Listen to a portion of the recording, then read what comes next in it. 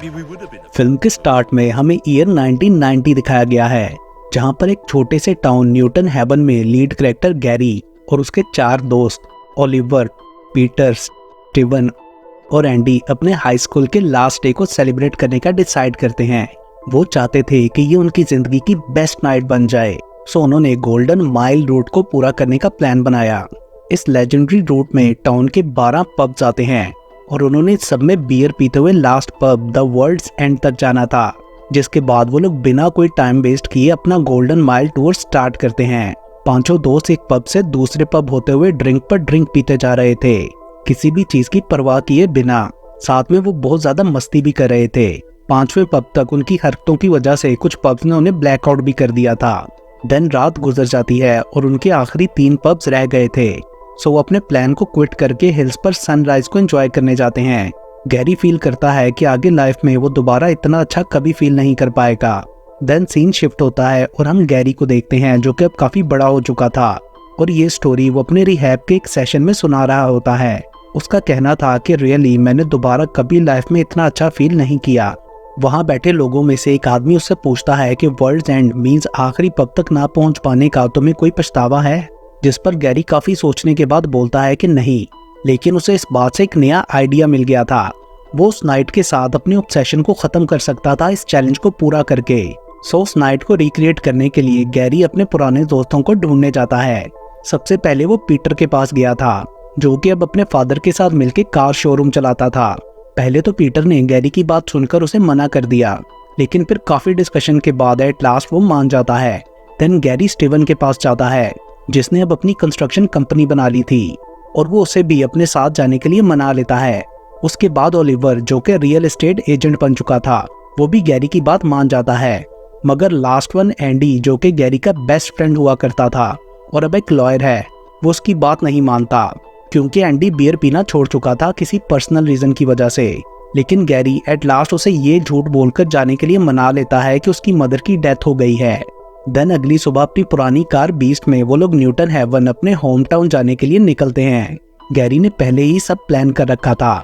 सुबह पहुंचते ही वो लोग अपने पहले पब जाते हैं इस एडवेंचर को स्टार्ट करने के लिए, लेकिन जैसा उन्होंने सोचा था वैसा बिल्कुल नहीं होता। पब के अंदर जाने पर वहां उन्हें कोई भी नहीं पहचानता, इवन के बार टेंडर भी। गैरी को ये काफी अजीब लगता है, क्योंकि कुछ टाइम पहले तक वो उनका अच्छा दोस्त हुआ करता था। खैर गैरी सबके लिए बियर ऑर्डर करता है, मगर एंडी ने अपने लिए पानी मंगवाया था। एंड देन वहां बियर पीने के बाद वो लोग दूसरे पब की तरफ जाते हैं और सेम वहां भी कोई उन्हें नहीं पहचानता। ऐसे लोग भी जो कभी उनके काफी क्लोज हुआ करते थे। यहाँ वो लोग ड्रिंक कर ही रहे थे कि ओलिवर को उसकी बहन सैम के भी टाउन में होने का पता चलता है। सो ओलिवर ने उसे भी पब में इनवाइट कर लिया। सैम के आने का सुन के गैरी और स्टीफन खुश हो जाते हैं और हमें पता चलता है कि स्कूल टाइम में भी ये दोनों सैम के लिए आपस में लड़ा करते थे। कुछ देर बाद सैम आ जाती है। वो सबसे मिलके काफी खुश थी। देन जब वो रेस्टरूम जाती है तो गैरी भी उसके पीछे चला जाता है। सैम हैरान होते हुए उससे पूछती है कि तुम यहाँ क्या कर रहे हो, जिस पर गैरी बोलता है कि तुमने ही तो मुझे हिंट दिया था अपने पीछे आने का। ये सुन के सैम गैरी को थप्पड़ मारती है और गुस्से में पब से चली जाती है, जिसके बाद वो लोग भी तीसरे पब जाने के लिए निकलते हैं। रास्ते में उन्हें लोगों का बिहेवियर थोड़ा अजीब लग रहा था और पूरे टाउन में उन्हें कोई भी नहीं पहचानता। ये बात काफी वियर्ड थी, क्योंकि ये उनका होम टाउन था। उन्होंने लाइफ का काफी टाइम यहाँ गुजारा और एट लास्ट अगले पब में जाने पर पहली दफा उन्हें कोई पहचान लेता है, क्योंकि वहां उनकी फोटोज लगी थी और गैरी लाइफ टाइम के लिए उस पब में बैन था। सो वहां से उन्हें भगा दिया जाता है। लेकिन बाहर गैरी को टेबल पर लेफ्ट ओवर बियर पड़ी दिखती है। अपनी शर्त को पूरा करने के लिए वो जल्दी से उसे पी लेता है, इससे पहले कि कोई उसे देखता। 4th पब पहुंचने पर बाकी चारों अब थक चुके थे। सो वो गैरी को बोलते हैं कि आगे का मिशन अब तुम अकेले ही पूरा करना। यहाँ वो लोग अपना पुराना गुजरा टाइम भी याद करते हैं कि उन्होंने न्यू ईयर पर कितना एंजॉय किया था। तभी उनके पास शेन नामक आदमी आके पीटर से स्टूल मांगता है। उसे देखकर पीटर चौंक जाता है और फ्रेंड्स को बताता है कि स्कूल टाइम में शेन उसे परेशान किया करता था, लेकिन अब वो पीटर को पहचानता तक नहीं। उन लोगों के आगे साथ ना जाने पर गैरी थोड़ा सा नाराज होकर रेस्टरूम जाता है, बट उसका मोबाइल वही रह गया था, जिस पर उसकी मॉम की कॉल आती है। ये जानने के बाद एंडी को और भी गुस्सा आ जाता है कि गैरी ने उससे झूठ बोला। उधर रेस्टरूम में गैरी एक टीनेजर लड़के से बात करने की कोशिश करता है, तो वो लड़का उसे इग्नोर करता है, जिस पर गैरी को गुस्सा आ गया था और इस बात पर उन दोनों में फाइट स्टार्ट हो जाती है। एंड जब गैरी उस लड़के को धक्का देता है तो उसका सर टॉयलेट से टकरा के बॉडी से अलग हो गया था और उसकी बॉडी से ब्लड की जगह नीले रंग का लिक्विड निकलने लगा। गैरी ये देखकर शॉक रह गया था। तभी उसके फ्रेंड्स भी उससे लड़ने आ जाते हैं कि तुमने हमसे झूठ क्यों बोला, और आगे ये सब देख के वो भी दंग रह गए थे। वो हेडलेस बॉडी उठ के खड़ी हो जाती है। इतनी देर में उस लड़के के बाकी साथी भी वहां आकर उन सबके साथ लड़ने लगते हैं। पीटर क्रॉल करता हुआ टॉयलेट में छुप जाता है, जबकि उसके बाकी दोस्त उन लड़कों के साथ फाइट कर रहे थे। उन्हें लगता है कि शायद ये किसी तरह के रोबोट्स हैं, सो वो उनको इधर उधर मार के उनके बॉडी पार्ट्स अलग कर देते हैं। कुछ ही देर में वहां हर तरफ बॉडी पार्ट्स बिखर गए थे और अब उन्हें समझ आता है कि टाउन के सब लोगों की जगह इन क्रिएचर्स ने ले ली है, इसलिए कोई भी उन्हें नहीं पहचान रहा। उसके बाद वो सब वापस अपनी टेबल पर जाकर बैठते हैं। उन सब में काफी बहस होती है। स्टीवन बोलता है कि हमें जल्द से जल्द यहाँ से निकलना चाहिए, बट गैरी बोलता है कि हम सब इस ड्रंक हालत में ड्राइव नहीं कर सकते, क्योंकि एंडी ने भी डर के मारे सारे शॉट्स पी लिए थे। तभी वहाँ एक ऑफिसर आता है जो पहले भी उनसे मिला था। वो पूछता है कि तुम लोगों का गोल्डन माइल पूरा हुआ या नहीं, जिस पर वो लोग कहते हैं नहीं। देन गैरी उनसे बोलता है कि हमें अपना गोल्डन माइल प्लान पूरा करना चाहिए, ये प्रिटेंड करते हुए कि हम कुछ नहीं जानते, ताकि इन्हें हम पर शक ना हो। बाकी दोस्तों को भी यही सही लगता है और वो अपनी ड्रिंक खत्म करके अगले पब के लिए निकल जाते हैं। अब वो हर जगह ऐसा प्रिटेंड कर रहे थे कि वो भी बाकी सब की तरह हैं, लेकिन जितना ज्यादा ड्रिंक करते जा रहे थे उतना ही नशे की वजह से वो लोग अपने आपे से बाहर हो रहे थे। छठे पब में पहुंचने पर ओलिवर वॉशरूम के लिए जाता है। वो लोग ड्रिंक ऑर्डर कर रहे थे। ट्रेविट नाम का एक आदमी आता है जो पहले उन्हें वीड बेचा करता था। ट्रेविट उन्हें पहचान लेता है, मतलब कि वो भी उन्हीं की तरह इंसान था। गैरी उससे पूछता है कि ये रोबोट्स कौन हैं। ट्रेविट बताता है कि ये रोबोट्स नहीं बल्कि इंसानों की मदद करने आए हैं। अगले पब में जाने पर वहाँ का ओनर भी उन्हें पहचान लेता है, मगर उस पर इन्हें शक हो गया था और वो आपस में इनको ब्लैंक्स कहकर बुला रहे थे। तभी वहाँ पर सैम भी आती है 2 ब्लैंक्स के साथ। गैरी उसे रेस्ट रूम में ले जाकर सारी बात एक्सप्लेन करने की कोशिश करता है कि इस पूरे टाउन को ब्लू ब्लड वाले रोबोट्स ने टेक ओवर कर लिया है, मगर सैम गैरी पर विश्वास नहीं करती और दोबारा उसे चांटा मार देती है। देन जब सैम उन फ्रेंड्स के साथ बाहर स्मोक कर रही होती है तो गैरी वहां जाके उन दोनों को नीचे गिराता है और एक का सर बॉडी से अलग करके सैम को दिखाता है कि वो सच बोल रहा है। तभी दूसरी वाली गैरी पर अटैक कर देती है और वो दोनों गैरी को ओवरपावर करने ही वाली थी कि गैरी उन्हें उठा के दूर फेंस पर फेंक देता है। लेकिन इससे पहले कि वो लोग वहां से भागते, एक और रोबोट उन पर हमला करने पहुंच जाता है। बट इतनी देर में स्टीव भी वहां आ गया था और वो लोग किसी तरह उस रोबोट से बच के उस पब से बाहर निकल आते हैं। नेक्स्ट 8th पब पहुंचने पर वो देखते हैं कि वहां सब नाइट क्लब के जैसे डांस कर रहे थे। वो लोग भी ड्रिंक पीते हुए डांस करने लगते हैं। वहां स्कूल यूनिफॉर्म में 3 लड़कियां डांस करते हुए उन्हें अपनी तरफ अट्रैक्ट कर लेती हैं। वो लोग भी ड्रंक होने की वजह से सब कुछ भूल चुके थे। तभी बेसल नाम का एक बूढ़ा आदमी स्टीवन को क्लब से बाहर एक रूम में ले जाता है। वो स्टीवन को सच बताना चाहता था। उनकी बातों से हमें पता चलता है कि ये रोबोट्स नहीं बल्कि एलियंस हैं और उनके आने के बाद आहिस्ता आहिस्ता लोग चेंज होने लगे। एलियंस ने पहले कुछ ही लोगों को रिप्लेस किया ताकि लोगों को सिड्यूस करके उनकी मर्जी से ही अपने जैसा बना सकें। एलियंस लोगों का डीएनए लेते थे उनके पसीने या थूक से। बेसल उसे वार्न करते हुए बोलता है कि ब्लैंक्स बिल्कुल इंसानों की तरह ही दिखते हैं और इनके पास थोड़ी मेमोरी भी है। देन वो स्टीव को अपने फ्रेंड्स की मदद करने का कहकर गायब हो जाता है, जिसके बाद स्टीव तुरंत से जाके अपने फ्रेंड्स को जबरदस्ती उस पब से बाहर निकाल लाता है। वो लोग ड्रंक होने की वजह से नोटिस नहीं कर पाए थे कि ओलिवर काफी फनी एक्ट कर रहा है, जैसे कि रिप्लेस हो गया हो। वो पहले से ज्यादा एनर्जेटिक और सोबर हो गया था, जो कि एक ड्रंक आदमी कभी नहीं हो सकता। एंडी को उसके बिहेवियर पर थोड़ा शक हो जाता है।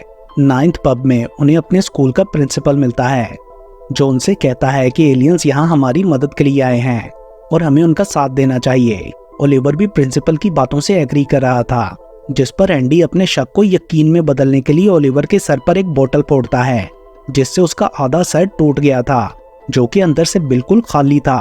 और इस टाइम पर सब ब्लैंक्स खड़े होकर उनकी तरफ बढ़ने लगते हैं। उनकी आंखें और मुंह ग्लो कर रहे थे। वो सब अब फोर्सफुली इन लोगों को रिप्लेस करना चाहते थे, मगर एंडी आगे बढ़कर उन सबसे लड़ने लगता है, जिसके बाद बाकी सब फ्रेंड्स भी उसका साथ देते हैं। इवन ओलिवर भी उन्हें हराने की कोशिश कर रहा था, जिसे गैरी नॉकआउट कर देता है। बट जितने ब्लैंक्स के वो टुकड़े करते थे वो फिर से खुद को रीजनरेट करके दोबारा अटैक करते थे। ये देखते हुए गैरी सैम का हाथ पकड़कर उसे पब से बाहर ले जाता है। देन बाहर गाड़ी के पास पहुंचकर सैम उसे वहां से भगा देता है ताकि वो टाउन से दूर चली जाए। उसके जाते ही और बहुत से ब्लैंक्स आ जाते हैं। गैरी उनसे बचने के लिए गार्डन में जंप कर देता है और किसी तरह वापस फ्रेंड्स के पास पहुंच जाता है। ओलिवर की वजह से अब वो एक दूसरे पर भी भरोसा नहीं कर रहे थे और कुछ ऐसा करने को कहते हैं जिससे प्रूव हो कि वो लोग असल में इंसान हैं। स्टीव अपनी कमर पर पुराना निशान दिखाता है जब गैरी ने उसे बोतल मारी थी। देन पीटर अपनी टांग का वो स्कार दिखाता है जब गैरी ने ड्रंक हालत में उस पर गाड़ी चढ़ा दी थी।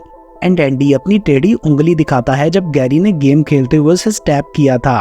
और गैरी खुद को प्रूव करने के लिए बार बार अपना सर दीवार पर मारता है, मगर वो उसकी बॉडी से अलग नहीं होता। तभी अचानक उन्हें बाहर से शोर सुनाई देता है और वो देखते हैं कि बहुत से ब्लैंक्स उनकी तरफ आ रहे थे। सो वो लोग पीछे के रास्ते से जंगल में भाग जाते हैं। थककर पीटर थोड़ा सांस लेने के लिए रुक गया था कि तभी शेन आके उसे डिस्ट्रैक्ट करने लगता है, जिससे ब्लैंक्स वहां पहुंचकर उसे घेर लेते हैं। और इससे पहले कि उसके फ्रेंड्स को पता चलता और वो उसे बचाते बहुत देर हो चुकी थी। सो वो लोग वहां से भागने का डिसाइड करते हैं। लेकिन जब गैरी बोलता है कि हमें अगले पब जाना चाहिए, एंडी उसे पंच मार के बेहोश कर देता है। देन वो दोनों उसे उठा के ही भागने लगते हैं। वो लोग ब्लैंक्स को डॉज करते हुए जा रहे थे, बट तभी उन्हें एक बहुत बड़ा रोबोट दिखता है जो उन्हें ढूंढ रहा था। सो वो बचने के लिए पास की बिल्डिंग के अंदर चले जाते हैं, जो कि 10th पब था, द किंग्स हेड। वहाँ गैरी को भी होश आ चुका था और वो बियर पीने लगता है। वो गुस्से में अपनी कार की कीज फेंकते हुए अपने दोस्तों से बोलता है कि तुम लोगों ने जाना है तो चले जाओ, मैं गोल्डन माइल को पूरा करूंगा। गैरी की गाड़ी उसी पब के बाहर खड़ी थी और वो बियर पी के अगले पब जाने के लिए वहां से आगे बढ़ जाता है। एंडी उसको अकेला नहीं छोड़ना चाहता था, सो वो भी उसके पीछे जाता है और उसे रोकने की कोशिश करता है। रास्ते में बहुत से ब्लैंक्स भी उनके पीछे लग जाते हैं, मगर वो लोग किसी तरह 11th पब तक पहुंच गए थे। वहां एंडी अकेला ही ब्लैंक्स के साथ फाइट कर रहा था कि तभी पीटर कार लाके जोर से वहां टक्कर मारता है। गैरी अभी भी एंडी की बात नहीं मानता और लास्ट पब की तरफ भाग जाता है। एंडी भी उसके पीछे जाता है। अंदर पहुंचकर गैरी खुशी से अपनी लास्ट बियर पीने ही वाला होता है कि एंडी पीछे से आके बियर फेंक देता है। वो नहीं चाहता था कि गैरी बियर की वजह से अपनी लाइफ खतरे में डाले। यहाँ दोनों में फाइट होने लगती है एंड देन गैरी उसे धक्का देके दोबारा बियर लेने की कोशिश करता है, बट उसकी हैंडल खींचते ही फ्लोर नीचे जाने लगता है। काफी नीचे पहुंचकर उन्हें पता चलता है कि वो एलियंस के बीच आ चुके थे। यहाँ एलियंस का हेड द नेटवर्क उनके सामने आता है और रिवील होता है कि दुनिया की सब टेक्नोलॉजिकल एडवांसमेंट नेटवर्क ने ही की थी, जैसे कि मोबाइल फोन्स और इंटरनेट। और एलियंस पूरी दुनिया को कंट्रोल करके सब इंसानों को अपने जैसा बनाना चाहते हैं। उनका मानना था कि हमारी कम्युनिटी को ज्वाइन करने से इंसानों का फायदा होगा, ना वो कभी बूढ़े होंगे और ना मरेंगे। नेटवर्क गैरी को उसकी टीनेज का क्लोन भी दिखाते हुए कहता है कि तुम अपनी लाइफ दोबारा जी सकते हो अपनी मर्जी से, मगर गैरी क्लोन का सर निकाल के उसकी ऑफर लेने से मना कर देता है और नेटवर्क से कहता है कि हम ऐसे ही ठीक हैं, हमें परफेक्शन नहीं चाहिए। तभी स्टीव भी वहां आ जाता है। वो तीनों मिलके आर्ग्यू करते हुए नेटवर्क को उन्हें छोड़ के जाने के लिए मना लेते हैं, मगर उसके जाते ही वहां सब तबाह होने लगता है। वो लोग जल्दी से बाहर निकलते हैं तो वहां सैम आ जाती है, जो उन्हें गाड़ी में वहां से ले गई थी। नेटवर्क के जाने के कारण वहां एक शॉक वेव जनरेट हो जाती है, जिसके रास्ते में आने वाली हर चीज जलती जा रही थी। उसने सारी टेक्नोलॉजी को तबाह कर दिया था। अब अर्थ वापस डार्क एजेस में जा चुकी थी। ब्लैंक्स भी रीबूट होकर इंसानों की तरह रहने लगे थे। देन कुछ साल बाद का टाइम दिखाया जाता है, जहां एंडी अपने बच्चों को एलियंस के जाने के बाद दुनिया में होने वाली तबाही का बता रहा था। स्टीव और सैम भी शादी कर चुके थे, बट उन्हें गैरी का नहीं पता था कि वो कहाँ है। लास्ट सीन में हम गैरी को देखते हैं, जो अपने कुछ ब्लैंक दोस्तों के साथ बार में जाके पानी का ऑर्डर देता है, बट बार ओनर उन्हें पानी देने से मना कर देता है, जिस पर फाइट स्टार्ट हो जाती है। और इसके साथ ही ये मूवी यहीं पर खत्म हो जाती है।